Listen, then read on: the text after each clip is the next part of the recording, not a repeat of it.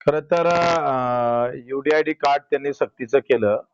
तो एक शासन निर्णय काढला. वास्तविक पूर्ण राज्यामध्ये UDID कार्ड काढण्यासाठी जे यंत्रणा पाहिजे ते सध्या सरकारची नाहीये आणि त्याच्यामुळे दिव्यांगांना ते कार्ड भेटत नाही. जेथपर्यंत भेटणार नाही तेपर्यंत महिना चालू होणार नाही. हे फार चुकीचं आहे. ते रद्द केलं पाहिजे.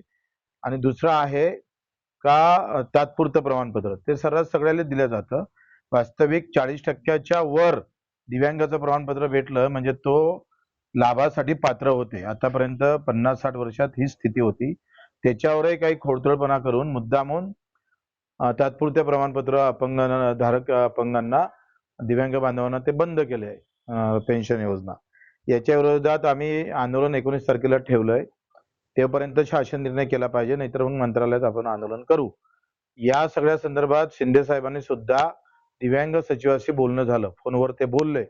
त्यांनी सांगितलं की मुख्य सचिवाकडे मी फाईल नेतोय आणि हे GR दोन्ही रद्द करतो. नाही केले तर आमचं आंदोलन पक्का आहे.